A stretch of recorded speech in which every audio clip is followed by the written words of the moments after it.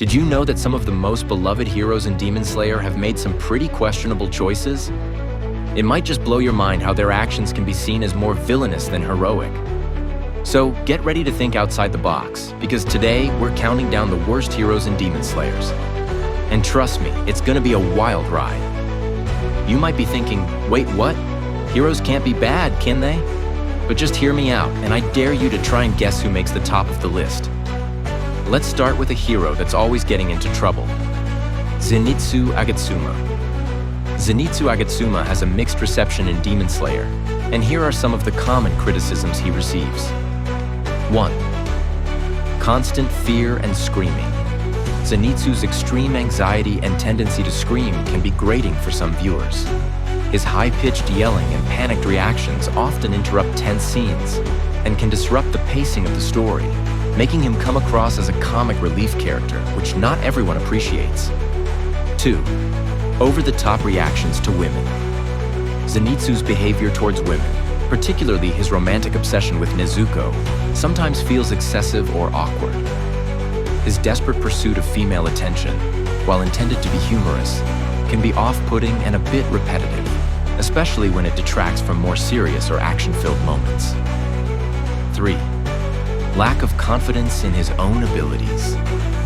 Despite his incredible power when unconscious, Zenitsu's lack of self-confidence and reluctance to accept his strength frustrates some fans.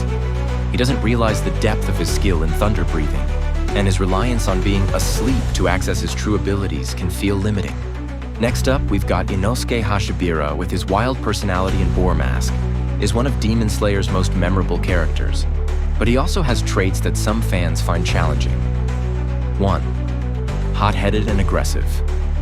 Inosuke's overly aggressive and competitive nature can be off-putting, especially in early episodes where he constantly tries to pick fights, even with allies like Tanjiro.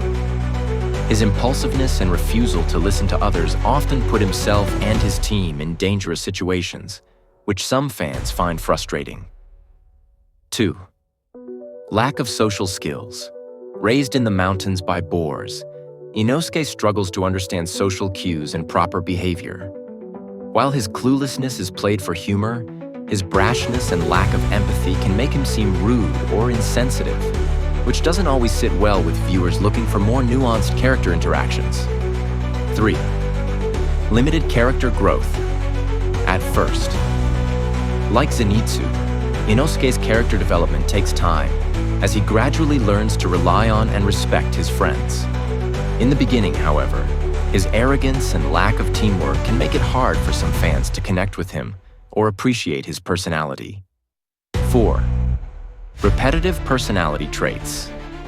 Inosuke's defining traits, his desire to be the strongest and his lack of social graces, are consistently emphasized, which can make his character seem repetitive or one-dimensional, especially in the early story arcs.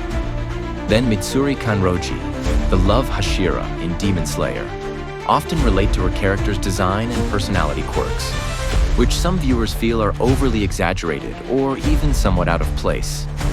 Mitsuri's revealing outfit and curvaceous appearance have been controversial.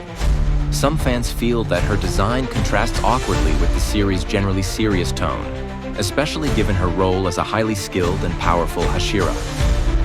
Mitsuri's personality as the love Hashira is seen by some as overly fixated on romance and love, which may feel limiting or one-dimensional. This focus on love, while charming to many, can come across as reinforcing traditional gendered traits, especially in a series with such a diverse range of character personalities.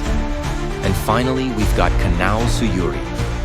The main criticism about Kanao Tsuyuri in Demon Slayer is her initially limited emotional expression and lack of independence, especially in her early appearances. Kanao's traumatic childhood, which included severe abuse and being sold into slavery, led her to shut down emotionally as a coping mechanism. This left her appearing somewhat cold or detached, and she often relied on a coin to make decisions instead of following her own intuition. But which of these heroes takes the cake? Well, one of my favorite moments has to be when Zenitsu tries to help Tanjiro by yelling at him to run away from the demon, while Tanjiro's in the middle of fighting for his life. Yeah, that's some top-notch teamwork right there. So what do you guys think? Who do you think deserves the title of worst hero in Demon Slayers? Let me know in the comments below, and don't forget to vote on your least favorite hero.